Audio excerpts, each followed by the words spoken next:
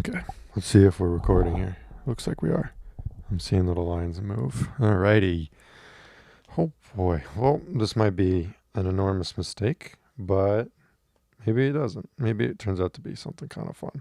It'd be good fun to talk about things. There's lots to talk about. The whole wolf thing that's going on right now is so crazy. They genetically engineered a dire wolf, which is nuts. Like that, the fact that this is even a conversation is crazy bananas. Because I was thinking back to as a kid, like even watching Jurassic Park, the idea that that would even be possible never occurred to me.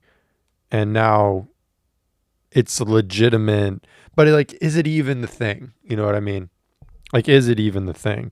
Because genetically, sure, it started off as genetically the same as a direwolf. But if you think even about twins, right? Like human twins, identical twins, they start off with nearly identical DNA for all intents and purposes. The DNA is the same, but they change over time. DNA changes over time and mutations happen. Actually, I should look this up. When do twins become meaningfully genetically different? Let's look into that. Because even though they look the same, they're identical, they don't act the same. Actually, I remember there was this lady, I feel like it was in the early 2000s, and she was in Britain. And there's a really cool documentary on YouTube about it where she has these identical quadruplets. And one of the things that they do is because they don't get an opportunity to study humans like this very often, she gets subsidies or something, or she gets paid, and they bring the kids in for psychological research and evaluation, and they do all these different things. And one of the tests that they ran was they did a personality test on them, or they did a risk assessment test where they had them essentially assess risk before they went to preschool or went to school for the first time.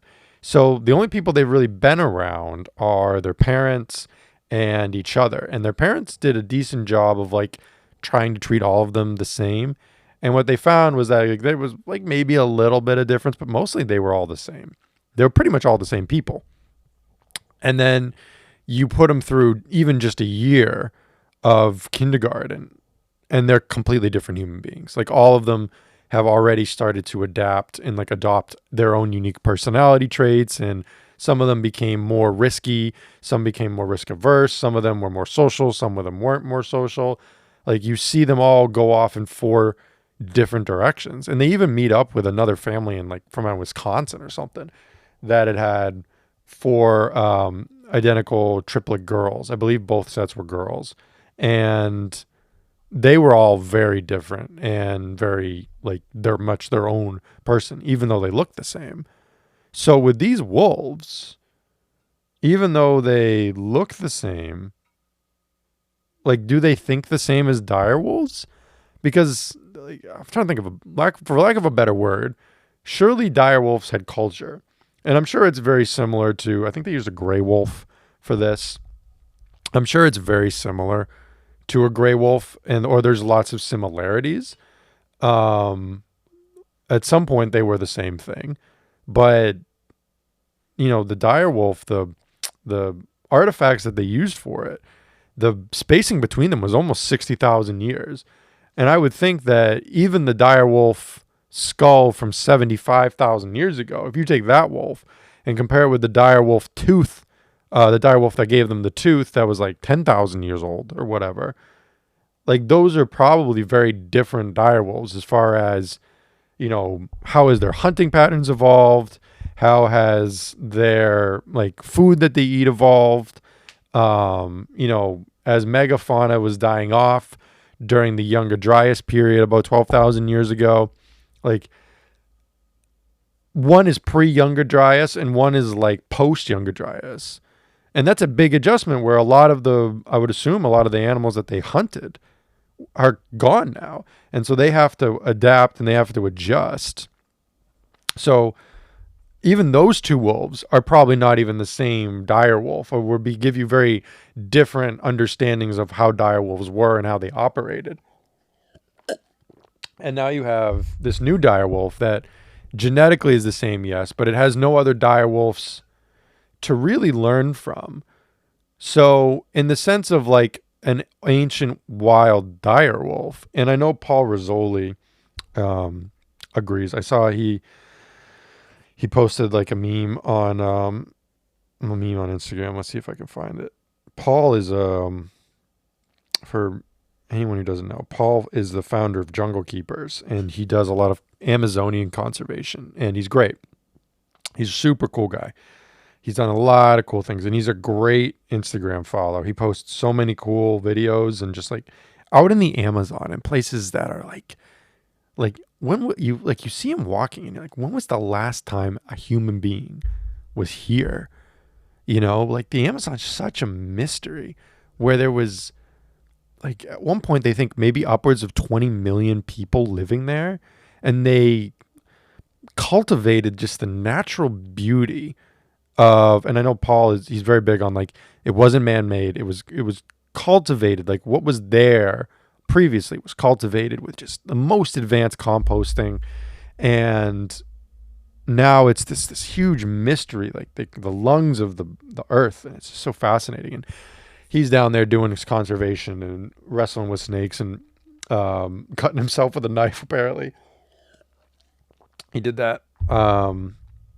But he posted. I'll read this here.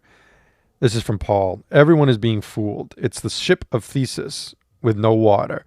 These are genetically modified gray wolves, not dire wolves. I listened to the podcast, spoke with experts. Everyone feels the same. Amazing science project, very cool stuff, but this is not conservation.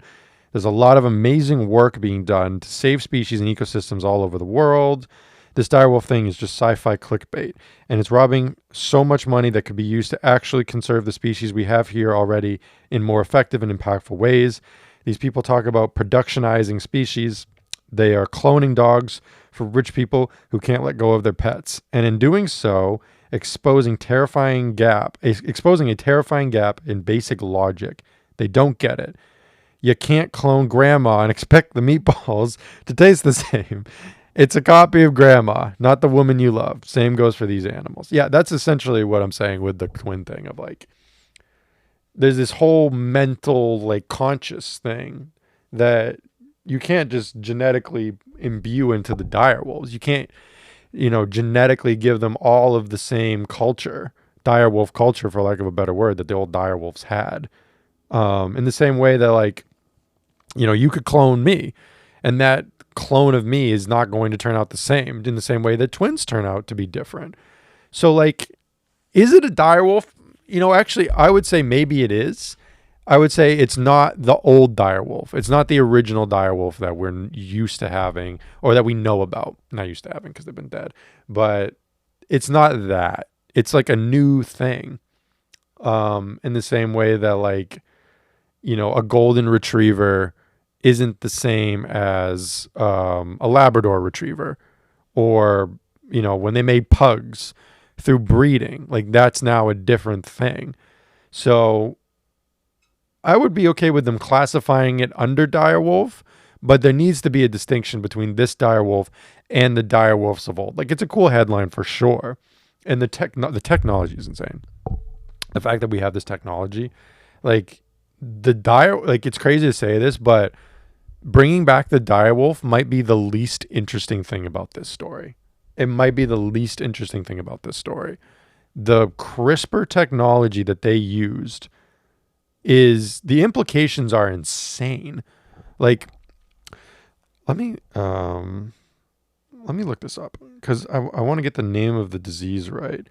There's diseases, genetic diseases, that you can get in pregnancy or in utero or what I believe, and there's no cure for them. And it's not something you can like put someone through therapy for, or you can't like give them medication for.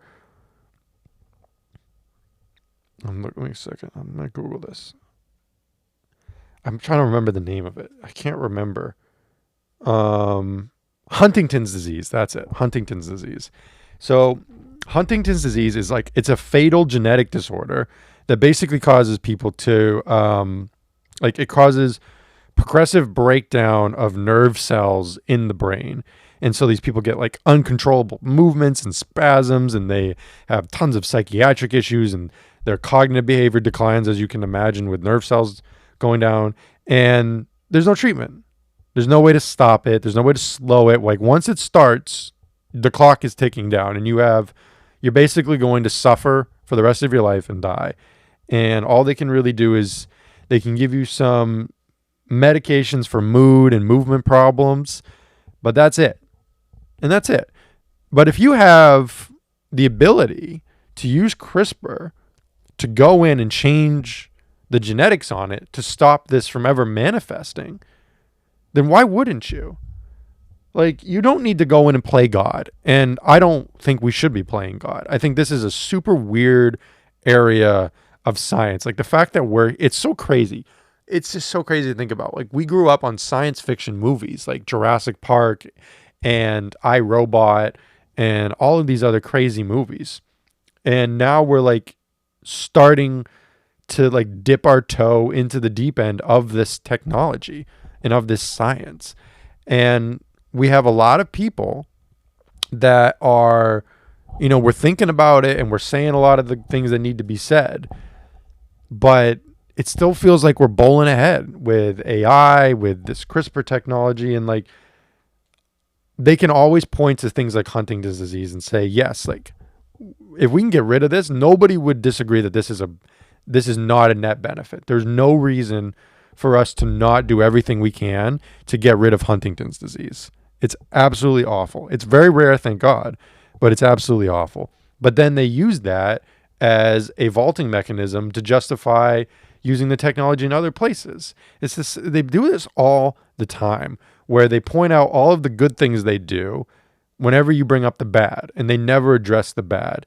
And, I listened to the CEO, I think his name's Ben Lamb, is the CEO of the company, the colossal company that did all this genetic engineering. And he talked about how like they're not going to do human stuff. They're not going to do it. They're not going to get into the ethics of it. But, if another company comes to us and they want to use it for that, and they use our technology and it's all open source and all of this stuff, then, we'll look into the ethics of it, which sounds great, but it's not a solid no. We're not giving out our technology for human use. They're basically just saying like, we'll look at it, but if, this and that or the other, then we might give it away. Like, so essentially you're just pinging the blame off on somebody. It's plausible deniability. You see it all the time in science, plausible deniability of like, we can just say we didn't know. And if it gets used for something crazy, like, what China's doing with some of their like genetic, so China, the Beijing Genomic Institute, I believe it's called, but Beijing, let me double check that. Beijing Genomic Institute, BGI, founded in 1999. BGI is one of the world's leading science and genomic institutions. BGI Group, formerly Beijing Genomics Institute, is a company headquarters in Yantian, Zhejiang. It was originally founded as a genetic research center to participate in the Human Genome Project, right? So you have this Human Genome Project of sequencing the human genome that was super big in the late 90s into a little bit into the early 2000s. And you have this institute, which is now openly admitted that they were trying to genetically engineer kids. This is like, I think this was 2019. This was like 6 years ago. They're trying to genetically engineer kids to be HIV resistant, which again, on its surface, sounds great. But what else are they doing? And you hear all of these things of like, are they trying to make kids smarter? Are they trying to mess with IQ? And, they don't come out and say no or yes, but the freaking CEO of the company comes out and says publicly, during the COVID epidemic that, hey, we'll take all of your samples and we'll run them and we'll analyze them. We'll do it totally for free. We're just because we're good people. And then in a separate interview comes out and says that they're using those samples to identify genes that have something to do with IQ. So he hasn't come out and said that they're working on IQ, or like working on enhancing IQ in individual babies. But he's come out and said, like, we're looking into the IQ side of things, right? Because that's not necessarily actually doing difference, doing stuff with IQ. It's a very clever marketing of the whole thing. So we'll see. I know they said thylacine is next. Thylacine would be interesting. Woolly mammoths are on the dodo birds, that sort of thing. So it'll be interesting. I think animal conservation is so interesting because you have the people like Paul who are very focused on the animals that are actually here. And I think that there's a great argument for that. Of obviously, like, we can spend all day trying to bring back animals that have died, but there are animals that are actively going extinct now that we would probably better off saving them and putting money into that because they're actively a part of the ecosystem. And that quote unquote old direwolf culture that these direwolves don't have, whatever the species is, like if it's the Galapagos turtle, they have that. That Galapagos turtle still has that. So if we can save that species, that would be interesting. I would love to know his thoughts on that. Of if we genetically made some more Galapagos turtle from the Galapagos turtle that we currently have, and then gave it to that Galapagos turtle, would they be Galapagos turtles? Because they would be getting the culture. They would be getting that sort of that pass down from the older turtle. That would be interesting to talk about. I would want to know his opinion on that. But these direwolves are not that. The direwolves are really just, they're a new thing. And they're going to develop a new, quote unquote, direwolf culture. And they're going to be a new, I don't know if species is the right word. It would kingdom, phylum, class, order, something, genus, species. So maybe species would be what they would be. Yeah, probably species. Super interesting. DNA stuff is so fascinating. It's so fascinating. I don't know if people saw this, but there was that 7,000, those two 7,000-year-old women from the Sahara that were uncovered, and they don't have any DNA in common with modern humans. Bananas. It was a Nature article where they looked at. Let me pull it up actually, because there's a lot of details here. So about 15,000 to about 5,000 years ago, there was about this 10,000 year period called the African humid period, where the Sahara Desert was mostly green. And it's called like green Sahara basically.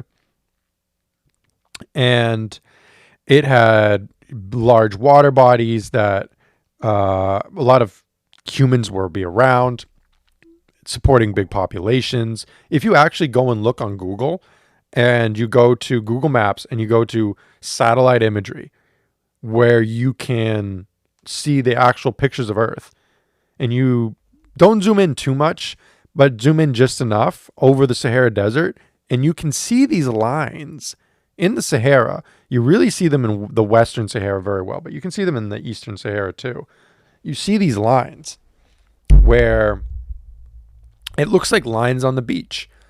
And this sort of gets back to the Great Flood that is talked about in a lot of ancient cultures. Christians will know Noah's Ark and from the Bible, but there's a lot of great flood myths all over the world.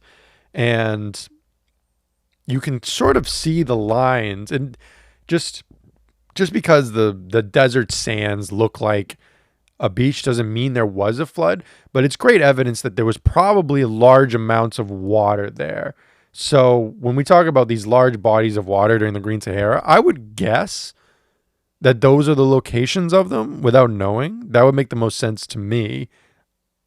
Here's the article. This is in Nature magazine. DNA rarely preserves well in this region, limiting knowledge of the Sahara's genetic history with demographic past.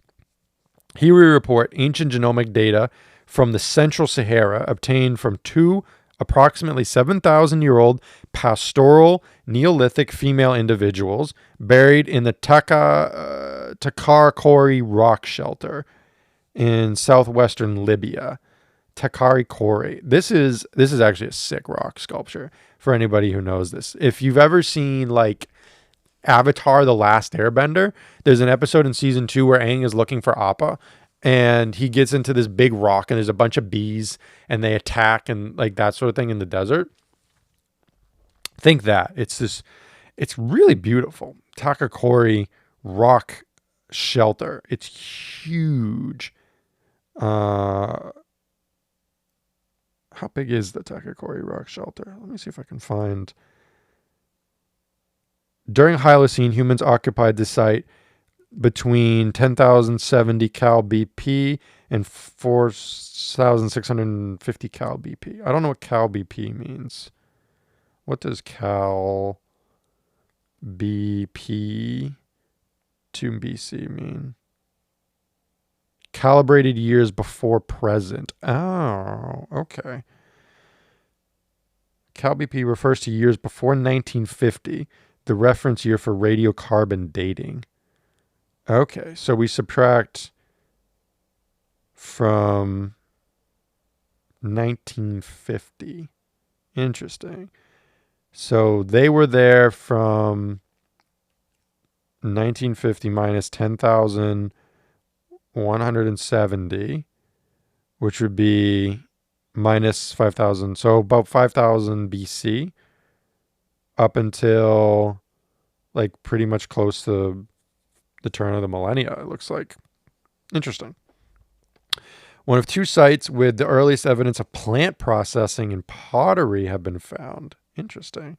Very interesting. So Libya is like northern Africa, north central Africa. That's sort of where we're thinking location wise.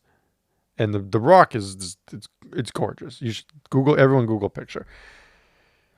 The majority of Takakori individuals' ancestry stems from previously unknown North African genetic lineage that diverged from sub-Saharan African lineages around the same time as present-day humans outside Africa and remained isolated throughout most of its existence.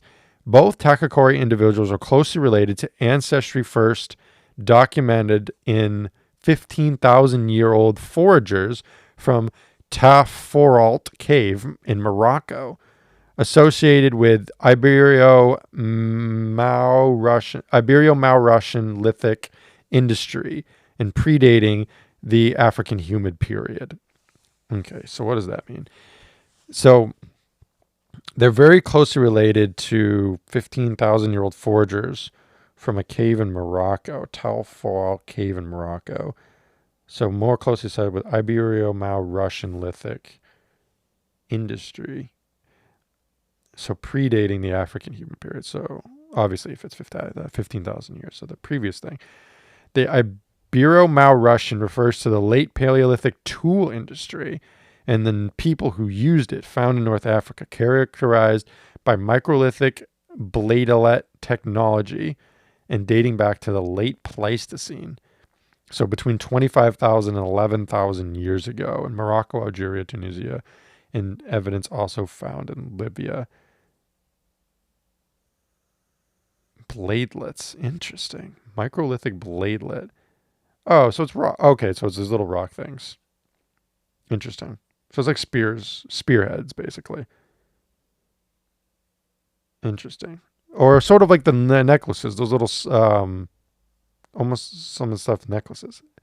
Fascinating. So they're more closely related with like I wonder if those, when did Homo erectus die out? When did Homo erectus die out? Okay, so 250,000 years ago. And then when did Homo sapien first appear? Around 3,000 years ago. So these are Homo sapiens. Okay, so these are still Homo sapiens, but just different species of Homo sapiens. Interesting. Let's keep reading. Takakori and Ibero-Maurussian associated individuals are equally distantly related to sub-Saharan lineages, suggesting limited gene flow from sub-Saharan to Northern Africa during the humid period.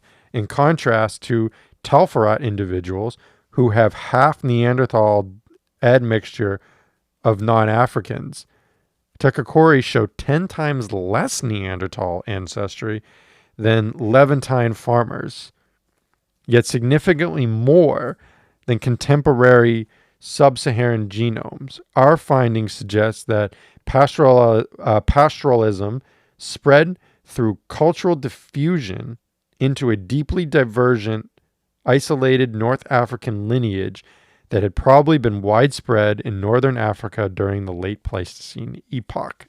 That is fascinating. If you think about that region, like sub-Saharan Africa and the Sahara, like they're not separated by like a huge mountain or anything like that. They're not separated by a huge mountain. There's a lot of like the desert now, but back in the day, you got to wonder, like, if the Sahara back in the day was a jungle, then the stuff that's jungle now, what was that? What was that even like? Was that just like a super jungle full of just like super predators? Like Africa is just home to so many megafauna at the time, and so many super predators. And this idea that like their culture and their pastoralism just spreads through trade and communication and migration, but they never get to sub-Saharan Africa at the time. I need to know more. I love to. This is why I need to like have actual experts to talk to about this stuff, because it's so fascinating where we all come from, and things just keep getting older. And like the more people they find, I feel like they find this all the time now. They find more and more people that are previously unknown. They find little cave people. They found like these little humans that are running around in caves, and it's on, I believe is it on Netflix or is it on Disney Plus, maybe National Geographic, but they had this whole thing on these people, and I'm trying to remember their names, but they show this like journey through a cave that they take to bury one of their own. And it's this like incredible journey. And they were much smaller. I don't know if they were Hobbit sized. My takeaway was that they were like Hobbit sized from Lord of the Rings. I don't know if that was accurate, but they were definitely smaller humans, maybe like 4 feet tall ish. And they make their way through these caves, and it's not like it's an easy journey. It's a very hard journey, and there's a lot of places where you can get stuck. And they go through all of this to get to this like open cave area where they can bury one of their own after they've died. And why they would do that and not just bury them outside, or like the burying stuff is so cool. All of these cultures celebrating death in different ways. And like you have the Egyptians with the pyramids, and you have even us now with like tombs and graveyards and that sort of thing. Like people now, like you imagine in like 10,000 years, people look back now and they look at us and they go, do you know some of them after they died, to honor them, they would burn their ashes and then they would infuse it into tree bulbs and plant those trees in their garden? Like how crazy is that? Like, but we do that now. People do that now. And we think it's crazy now. And you got to think, like, back then, were these little people just like doing this, and other humans at the time were like, that's so weird. Like, why why crawl through that big cave? It makes no sense. But I guess that's what they do. Whatever they need to do to honor Jeff. Jeff said, like, when I go, please bury me in this obscure cave in the middle of nowhere. Like, we do that stuff now too, and we think it's so normal that we just put people in boxes in the ground and they're 6 feet down, and that's our whole ceremony. And that is like, I don't even know, like, you think about Egypt is the easy one to think about because there's so many ways that people have been buried, if they're even lucky enough to be buried over time, where they, the Egyptians built these amazing structures, and obviously they were a death-focused culture. Death was a huge part of it, and there was like a big thing of, you need to give someone the tools in the afterlife that they need to progress. But it was this huge grand thing, and so many times, like, you look back on ancient cultures and you think how far we've come. I remember I was in the Czech Republic and I went to this old castle that had been built, I think it was like 500 years old or something like that. And that's not even that old. In the grand scheme of things, it's not that old. But even just walking through an old castle and you see all of the, like the people had to poop. Like, there was one thing where it was literally on the facade of the wall. You're on top of this giant wall, and they've created this little, like, hut thing off of the wall that's just over the moat. It's just a hole over the moat that you pooped in. That was how you used the bathroom. Like, how far we've come. And I'm just like we literally just, like, we'll poop off the side of the wall and we just chuck it in the water and that's it. Like, now we have indoor plumbing and we have waste management systems, and we look at it and we go, oh, how far we've come. But you don't look at the Egyptians like that. You know what I mean? Like, a lot of the ancient Egyptians, like, we look at them and we go, they were advanced. You see the same with the Romans too. Like, there's so much about their cultures that you look back and people have this fascination with them. And I feel like it's more and more back with the Amazonians and their composting. But I have a problem with that. I have a problem with the composting because I think this is the bigger discussion about ancient, I want to call it ancient exceptionalism, where we look back and we see people were able to do amazing things and we immediately assume that they could do something better than us, right? Now, Terra Preta is an amazing soil. It's an amazing soil, and it's got all sorts of stuff in it, right? And just because we know what's in it and we don't know explicitly how it was made, that it's this huge, cool mystery, and we get super psyched about the Amazonians, right? But I don't see, personally, I'm a big gardener. I love the garden. I love the farm. I love to do all that sort of stuff. I don't live on a farm, but I love to do all that permaculture stuff. I don't see any reason why we can't develop more advanced composting today. Like, composting is not, like, it's important, but it's not essential to our survival right now. Good soil for good crops was essential for their survival at the time period. There was no fertilizers back then. There was no, like, GMO crops that were resistant to diseases and had pesticides on them to keep bugs off. They needed to create a soil network, a fungal network that, and they obviously didn't, maybe they knew this, but I don't think they would have known this, that is robust. So fungal networks are so important because if you don't have a robust fungal network, then the plants can't communicate with each other. And when you set up an environment where the plants can't communicate with each other, they're very much on their own. And plants are not a solo organism. They thrive when they have others around, and not just others of their species, but others in general. They thrive on diversity. If you have, there was a study done, actually, Dr. I found out about this from, I'm going to give her Dr. Christine. I think it's Christine Jones. Yes, Dr. Christine Jones. I believe she's out of Australia, maybe New Zealand. Well, hopefully I'm not getting that right. Australia. She's out of Australia. And there was these studies done on these plants where they created these little plots of land with plants on them. And on one plot, I think they did one species of plant, one type of plant. And then on the next, they did 2. And then the next, they did 4. And then I think they did maybe 8 or 16 too.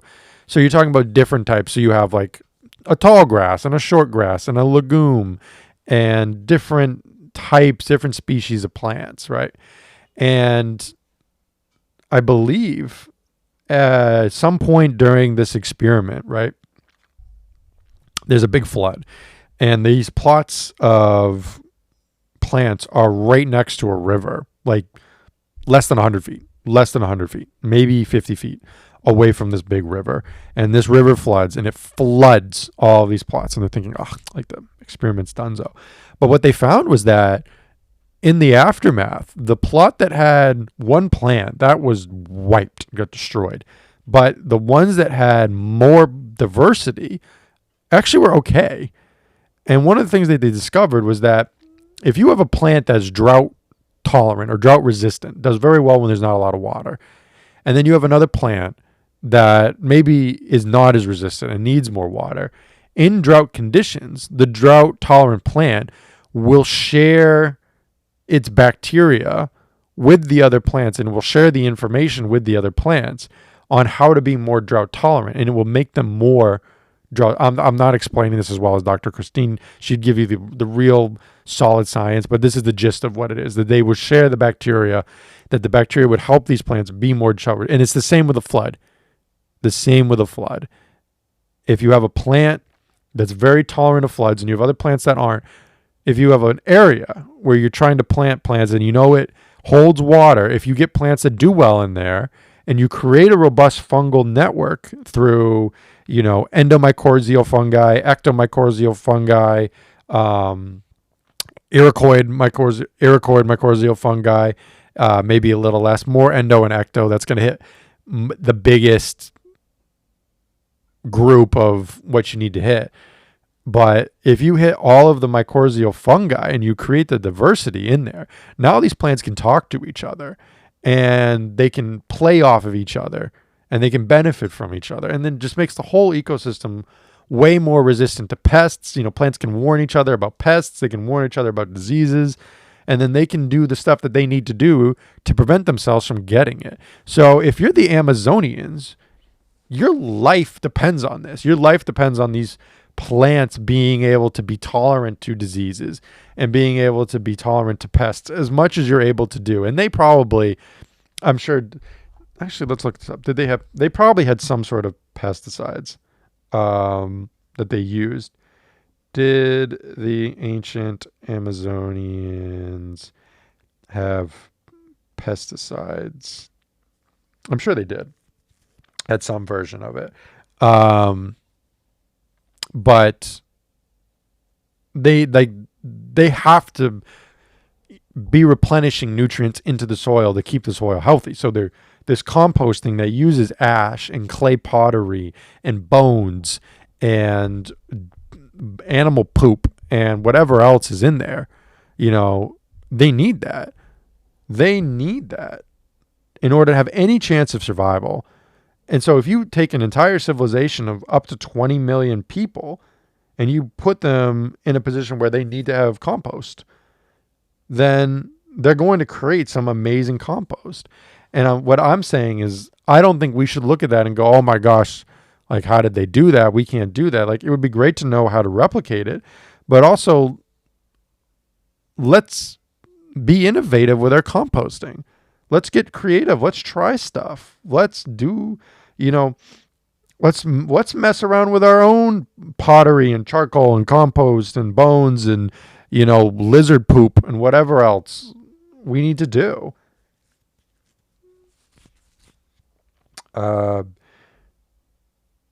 They use, yeah, okay. So yeah, they use natural methods to protect crops with companion planting, biochar, terra preta. There it is. Yeah. So terra preta um, makes it harder for pests and disease to thrive underground. And then, oh, they use tobacco leaves. Interesting. They extracted natural chemicals from plants that acted like mild pesticides. For example, tobacco leaves. Nicotine is a natural insecticide. Chili peppers. Capsaicin repels, or capsaicin repels many bugs. Neem-like trees, different species in the Amazon, might have been used similarly for bug control. Probably soaked or crushed these plants and used liquids to spray on crops, or simply planted them around gardens. Neem extract. I think I take a supplement with neem. Is neem extract? I have a horrible case of hot girl stomach. For anybody who doesn't know, you can you can directly tell how hot a girl is by how upset her stomach is. Hot girls have the worst stomachs. I don't know what it is, but I have caught hot girl stomach, unfortunately, and I've been taking this stuff. I did a gut test through Ways to Well. They're really awesome, really great company. And I did this gut test, and it actually came back pretty good, but there was a couple things I was low in. I had like low serum IgA levels, and like not low, but like on the lower end, which was like help fight infection. So I started taking some IgA stuff. Uh, and then one of the other things I had this overgrowth of a bacteria. What was it called? I had this overgrowth of some bacteria. Okay, yeah. Pseudomonas spp. I'm not sure what that stands for. But basically, what they said, this was the only one that was high, thankfully. But what they had told me was this. I guess this bacteria feeds on sugar and simple carbs, and so one of the reasons I had done this is because when I was in high school, I had a bout of antibiotics for something unrelated, and after that, I started having all of these issues with lactose and with milk products. And previously, like I was a kid, my diet was like heat up, microwave pretzels, milk, and ice cream, and bologna, and that was pretty much all I ate. And so I suddenly just like I remember I was in class and I just started having these crazy abdominal pains, and I go into the emergency room and they do an x-ray and they bring it in, and I'm like in tears crying. That's how much pain I'm in. I can't get out of the fetal position physically. It hurts so bad. My body's like rigidly holding itself in this position. And the doctor comes in and he shows me the x-rays, and there's this big black spot right in the middle of my stomach, and I'm thinking I got cancer. I'm thinking I'm done. Like this is cancer, and I'm about to be a case study. And the doctor points at it, he goes, "You know what this is?" And I'll go, "Cancer?" And he goes, "No, it's human poop." Which is a weird thing to say. Like, of course it's human poop. Why would there not be human poop inside of me? But he goes, it's human poop. And he goes, there's only one way to get it out. This is a level 5 constipation. Now, I didn't know they had levels to constipation, but apparently they do. And apparently there's 5, and apparently 5 is the most, according to this doctor. And so they tell me I have level 5 constipation, and that they need to give me they give me these little things to get it out. And they basically said we have an oral industrial strength laxative that is pretty gnarly, but there's this other thing we can give you that won't be as bad and might be, a little bit easier. And I was like, sounds good. They'll give it to me. And it's these little, like, they're about half the size of a crayon, and they kind of look like a thicker crayon. The little white waxy torpedoes. And I was looking at it like, how the hell am I going to swallow this thing? And then the nurse comes in, and I was like, I don't think I can swallow this. And she goes, oh, honey. Oh, sweetie. This doesn't go in your mouth. And I was like, it doesn't go in my mouth. Where does it? Oh, shoot. It goes right up the hooter, goes right up the coot. And she was like, do you want to do it? And I was like, well, what do I do? And she goes, you bend over, you put it in, and then you stand up. And I was like, oh, well, let me do this. And so she gives it to me, and I was like, how many do I do? And she goes, it should work immediately. Give it a second, and if it doesn't, do another. And I was like, okay. So I stick one in, I bend over. They give me like, obviously they give you like a little lubricant and stuff. And I stick one of them in, and then I stand up. And it's like when you go to the post offices, it just goes boom, right up and rockets inside of you. And it disappears. Like I can't feel it anymore. It's like when you go to the post office or like the bank or something, and they have those little tunnels, and you put the money in the tunnel and it just goes zoom. It was right like that. And I kind of wait a minute and nothing happens. So I do another one, and then nothing happens. So I do another one. I do 8 of these. I do a whole package of these tummy torpedo pills, and nothing happens. And I'm sitting there and I tell the nurse, I'm like, I don't know what to say. And she goes, I'm flabbergasted. I've never seen anyone have to do more than 3. And I'm like, I've done 8. And she goes, let me go get the doctor. So she runs and gets the doctor. Doctor comes back, and the doctor's like, you did how many? And he was like, I'm like, I did 8. And he goes, that's the whole package. I'm like, I know. And he goes, oh my God, you're even more, this is bad. And he goes, so now I have to take the oral industrial strength laxative. Think the laxative you can buy. Think X-Lax, except the X stands for extreme, right? Think that, all capital letters, like 100 times as strong. And he goes, we're going to give this to you. Don't take it until you are on the toilet, because it hits fast. And so they have to wheelchair me down because I can't walk. I can't stand up. I'm keeled over already. That's the only reason I was able to get it in, the torpedo pills in. And so they wheel me down to the bathroom, and I'm like, I got tears in my eyes for now more reasons than just constipation. And they get me onto the nurse helps me onto the toilet. And this poor nurse, I believe she was like, this was like one of her like intern days or something. She was just a student nurse. And she gets me onto the toilet, and I'm thinking she's going to leave. And then she closes the door with her still in. And then she looks at me and she goes, sometimes people pass out, so I have to be here for your safety. And they brought me to like a special bathroom that had like it had a toilet in it, but it looked more like a waiting area. Like there was pictures on the wall, there was plants, there was like recliners in there, and there was also like a toilet. So I'm in like I don't know if I'm in like gallery viewing. Like it felt like I was in like a chess tournament, but I'm pooping. It was the weirdest room I've ever been in. And like the picture was of like a guy who donated to the hospital. Like, can you imagine you gave $5 million to a hospital, and your picture, it doesn't go out in like the entranceway like you would think it would. They put it in some random bathroom on the 3rd floor of walk-in emergency care, where some kid who can no longer process lactose is about to pass the poop of the century, staring at your old decrepit face. And so I'm sitting there, and the lady, I take the pill, and then the lady grabs my hand and looks me dead in the eye. She's like inches from my face, and she goes, we're going to get through this together. And like I could hear in her voice that she was like almost as scared as me, which was saying a lot, because I was terrified because I didn't know what was about to happen. I got a black mass, about 8 miles of poop inside of me, and I got 8 torpedoes up inside. Like, I don't know what's up. I'm about to fire artillery shells out of myself right now. And so I'm sitting there, and then it hits, and I feel it. And it's almost like, it felt almost like when you get put under with anesthesia, where you feel like the cold slowly start to shoot up your arm, and it takes you into the night.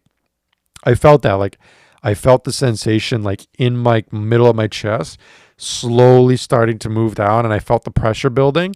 And then I kind of remember it. I blacked out like a little bit, but I just remember it hit me like rocks, where like I filled the entire bowl.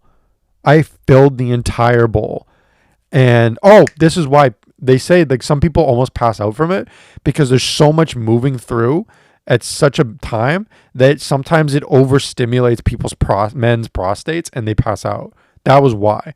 I got like, I blacked out like slightly, but I didn't, it was crazy. And so that happened, and then I ended up happening again. And after the second time that it happened, I was an old pro. I was like, they offered different doctor offered torpedoes, and I was like, you think I'm an idiot? Give me or let's just get this over with. I'm not sticking any more torpedoes up my boo boo. And so at that point, they were like, we need to do some diet stuff, and that was how I figured out, like, I can't do lactose. I can't do lactose in large amounts. I get constipated. And so, what was I talking about with this? Oh yeah, so neem plants. Anyway, I did a round of antibiotics like 3 years ago, and ever since I've had some issues with bread, and so I was like, maybe I've developed like a gluten thing, and they tested me, and I didn't have any gluten problems, but they found this bacteria that they said, like, the bacteria, the digestive issues you may be facing are possibly because you're eating like rice or bread, and it's a sugary, like, the bread we get is just absolute crap. But you're getting this bread, and then it's eating on the simple carbohydrate, and that bacteria eating on it and growing is what you're experiencing, like, digestive issues. So they gave me this like low FODMAP, broad spectrum antimicrobial thing called microcidin AF. That I think it's used for like mild diarrhea and SIBO and digestive disturbances. But one of the things in it is neem. It has neem extract. It has, neem extract, berberine, thyme, cinnamon, neem, uva ursi, and oregano extract. It is crazy. It tastes awful. Like, you put it in your mouth, it does not taste good. Some of these supplements, like Akkermansia, actually, if you take that probiotic, it tastes decently good. But, excuse me. But this one that's one of the worst tasting things I have ever tasted. I have to use the bathroom. I will be right back. I'm going to pause for a second. How do I get this started up? There we go. Okay, we're back and going. All right. What was I talking about? Oh, yeah, my tummy issues. Oh, boy. Getting your stomach right is hard. I've been taking seed. It's sort of this balance of fiber and fermented foods. And I can't really do kefir. Kefir is really good. And I think a lot of the studies are done on kefir. It's probably the more backed fermented food. Like, every culture, all of these cultures, and people don't eat enough fermented foods nowadays. Like, I think we talk so much about, on the nutrition side, we talk so much about protein and fats and carbohydrates, when nutrition talk should really be about getting the essentials that you need and getting in, the micronutrients, the macronutrients,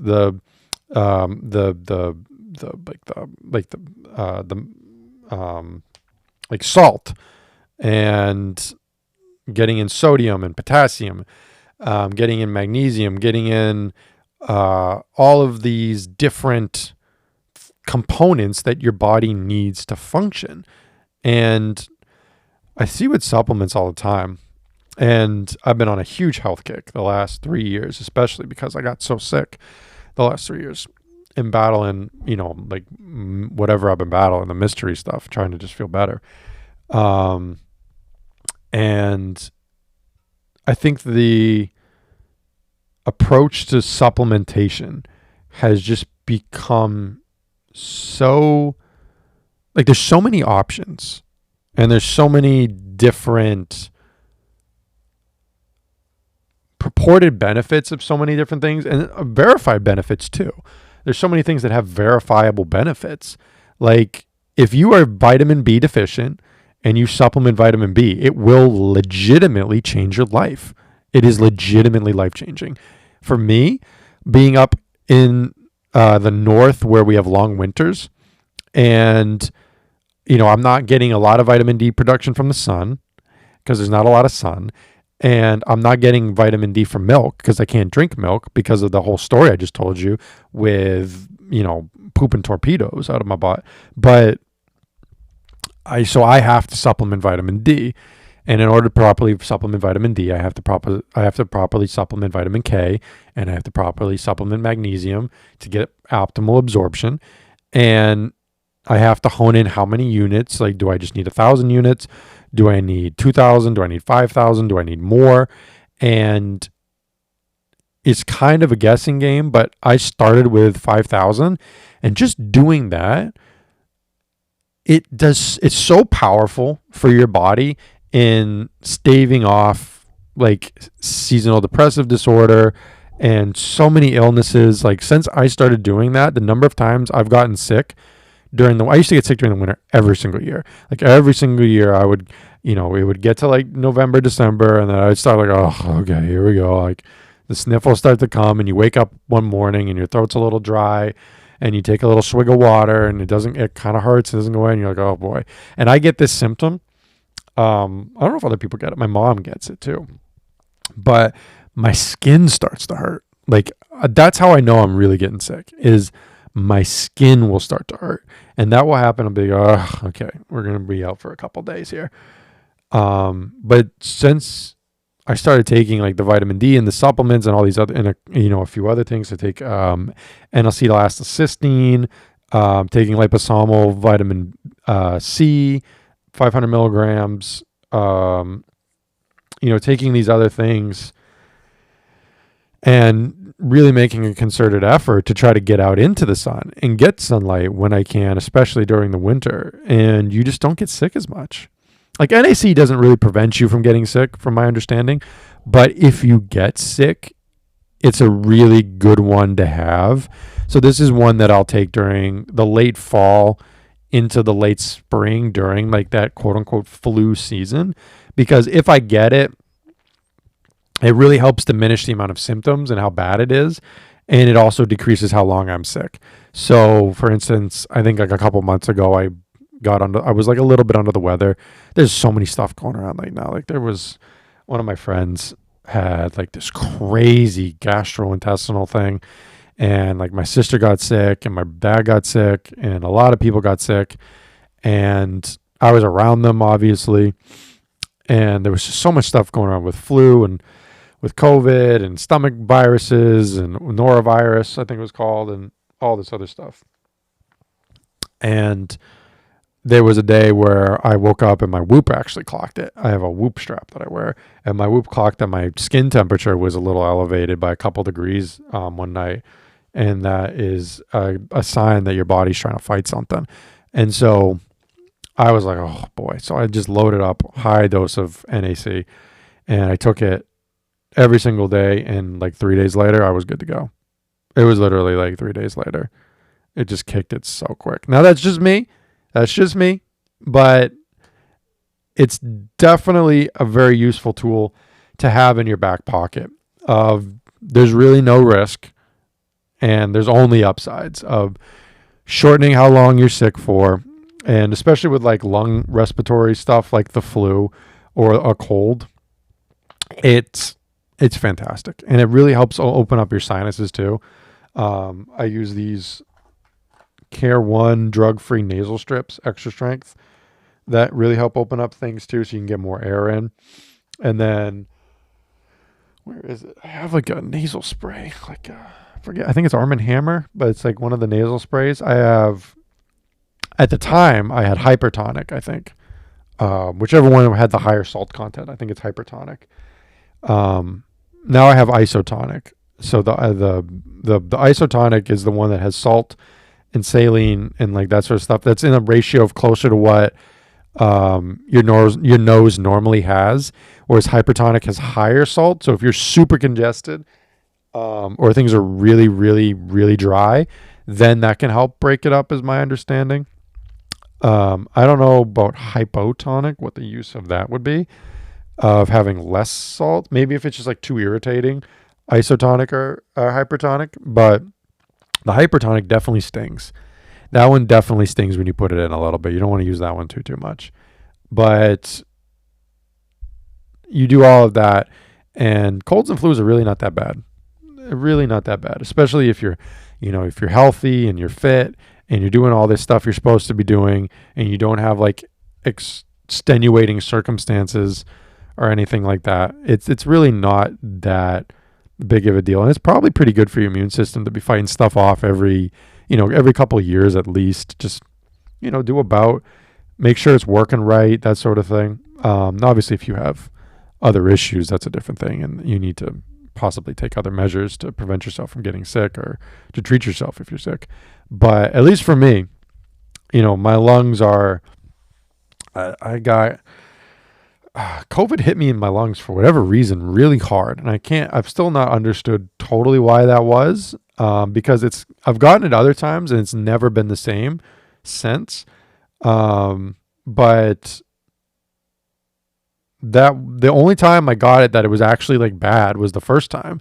Every subsequent time has been easier and easier and easier. So it really got into my lungs. So I've been using the O2 trainer from Boss Rutan. It's the best trainer. If you're looking for diaphragm training for whether you're trying to overcome asthma or COPD, or you're just looking to enhance your like athletic performance, this is the best trainer. I've tried what's the one from Laird Hamilton? Laird Hamilton is he's a surfer, and he has a XBT, the XBT one. That one's interesting because you can do inhale and exhale, and you get like these workouts with them, and that's very helpful. But I think Boss's is better because it has like a little mouthpiece for you to bite down on, whereas with the XBT one, you got to like hold it there. And I think it's just easier to get the seal with Boss's, and there's more variation in difficulty that you can use. So anyone can scale this. Like, no matter where your lungs are starting at, there's somewhere you have a starting point here that you can work up to. And it's been really good. And my lungs are feeling way better because of it. I went in and got them tested at one point, and my lungs were fine. But the inspiratory, expiratory forces, like the breathing in, breathing out forces on my lungs, were at like 20% of what they should be. The doctor was like, I've never seen someone as healthy as you with this problem. Like, this is crazy. And so working on that has been a big part of doing like the breath work with, like, I'll do Wim Hof's breathing in the mornings every morning.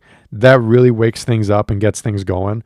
And you just feel better. Like, you just feel better afterwards. You feel awesome. You feel like you get all this oxygen into your brain, and you're buzzing. And it definitely helps. I've never got the stress relief out of it that some people get, and I've never done enough of it. Some people say if they do like a bunch of rounds, they get like a little high off of it.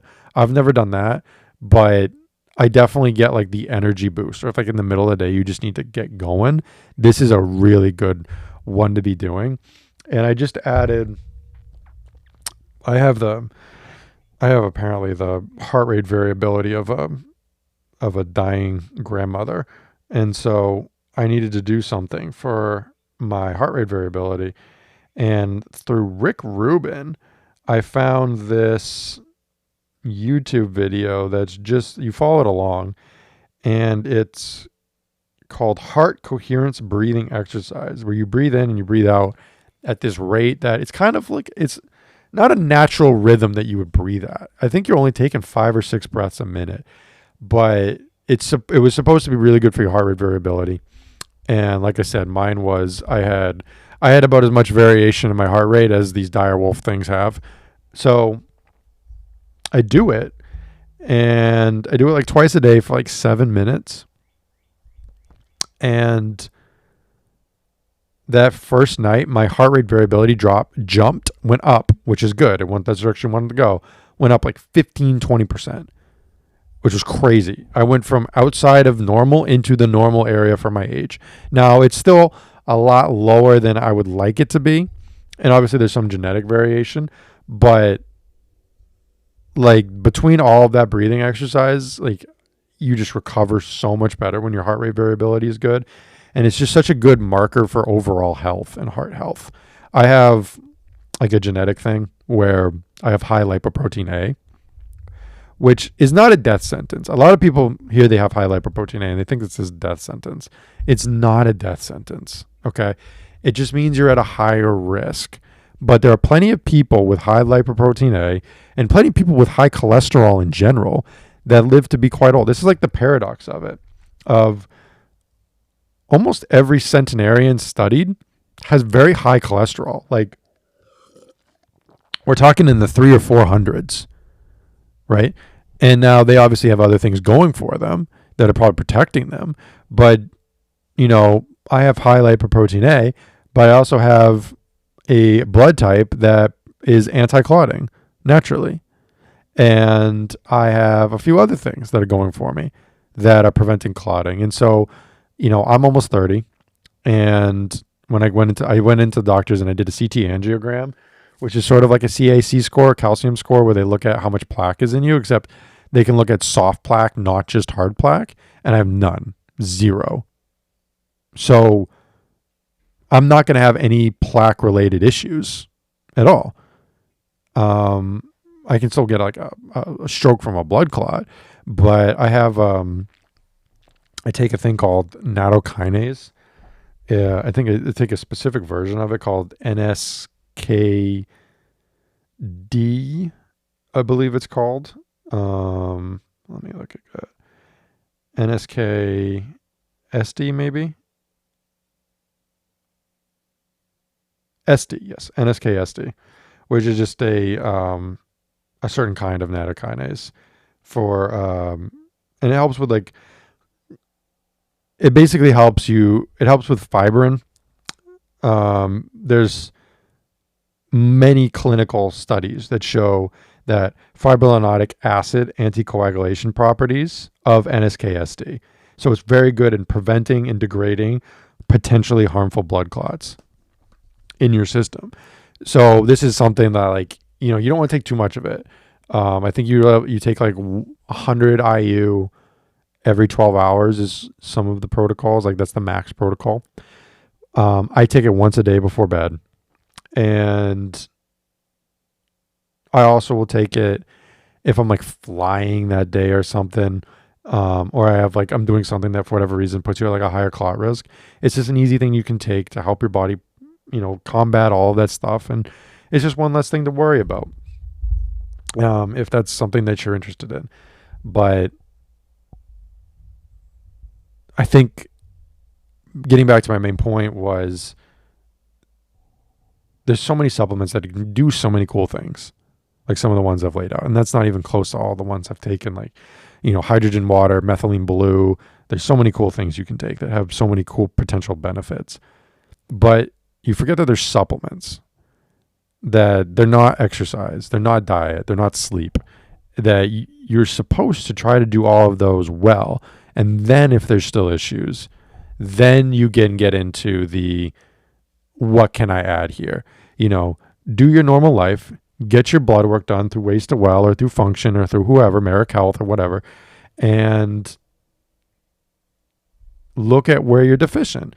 And if you're not deficient in B vitamins, then you don't need to take a B vitamin. There should be a reason why you're taking everything. And you can definitely, like, if the money's not a problem and you want to take the insurance package of, taking AG1 or taking a multi or whatever, then go for it. There's nothing wrong with that. It's probably better than not if you have the money for it. But if money's tight and you want to be exact and you really want to hone things in, then just taking a broadband multi may not be the move, because maybe you need a higher dose than some people need high dose vitamin D to get their levels into normal range. And I saw this study recently that said it was like 50, what is the measurement for vitamin D in the blood? Vitamin D measurement units in blood. Nanograms per milliliter. Yeah, I think that's it. Nanograms per milliliter, or maybe nmol, but whatever. One of the two. If you had it like a level of 50 or better, those people almost never got sick. Almost never got sick. They had the lowest incidences of getting sick. And as the level decreases, the incidence of getting sick goes up because it's important to your body. It's an essential nutrient. So, obviously do your diet, whatever diet you want to do. And, if you want to be vegan, if you want to be carnivore, if you want to be omnivore, if you want to be pescatarian, if you want to do whatever, do whatever. But supplemental, not main, not primary, supplemental, but they're definitely important. And anyone who writes them off as saying there's no clinical trials, they just have no idea what they're talking about. They have no idea what they're talking about. Whew. Oh boy, boys and girls, that was an hour. I think that's a good place to stop for today. Thank you for listening. I don't think anybody will listen. If you did, I apologize for wasting an hour of your time, but we'll see you next time. Bye-bye.